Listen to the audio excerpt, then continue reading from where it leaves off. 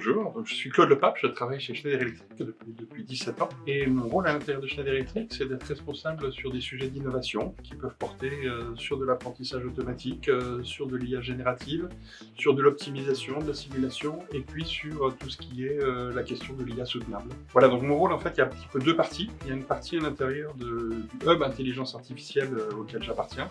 Le Hub Intelligence Artificielle, c'est une entité qui aide l'ensemble des entités du groupe à développer des applications d'intelligence artificielle qui peuvent être pour l'interne, pour gagner de l'efficacité en interne, mais qui peuvent être aussi pour nos clients.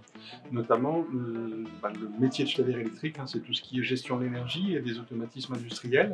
Et l'utilisation de l'intelligence artificielle permet de faire des prévisions et de mieux gérer l'énergie et d'optimiser les automatismes en question. Moi, j'ai une thèse en intelligence artificielle que j'ai soutenue en 1988, donc c'est pas tout jeune. J'avais travaillé à l'époque sur des systèmes à base de règles et des systèmes à base de contraintes pour améliorer la production dans les usines.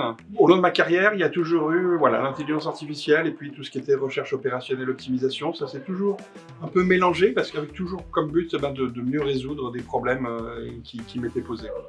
Alors après, il y a mon équipe, donc il y a plus globalement le Hub Intelligence Artificielle. Donc là, à l'intérieur de l'équipe, il y a à la fois des data scientists dont la compétence principale est de faire de la science des données et de l'intelligence artificielle, mais il y a aussi d'autres personnes qui ont des rôles transverses. Et puis chez Schneider Electric également, on a besoin que pas seulement les spécialistes comprennent ce que c'est que l'intelligence artificielle, mais que tout le monde petit à petit comprenne ce que c'est, ce que ça apporte, dans quel cas ça peut marcher, dans quel cas ça peut ne pas marcher, et ce qu'il faut faire pour éviter les pièges, etc. Donc on a des programmes de formation internes qui s'adressent aussi à tout un chacun. Moi je vais distinguer trois cas. Il y a le premier cas qui est un peu tout un chacun dans la société, donc des gens qui n'ont pas l'idée au départ de ce que c'est, en entendent parler, alors pour les uns ça paraît magique, pour les autres ça paraît extrêmement dangereux, etc. Donc là, il y a vraiment quelque chose qui permet de mieux comprendre finalement comment ça marche, le fait que très souvent c'est des résultats qui sont d'ordre statistique, et que donc comme avec toutes les statistiques, il faut les prendre avec des pincettes, mais que ça veut dire des choses quand même. Et donc il y a ce premier niveau.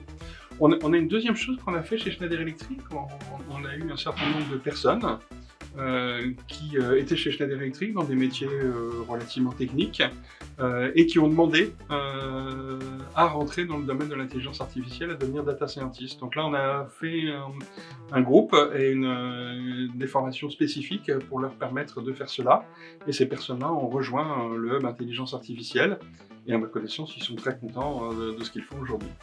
Et puis évidemment, il y a un troisième groupe qui sont les data scientists eux-mêmes qui doivent se perfectionner, regarder les technologies nouvelles qui arrivent.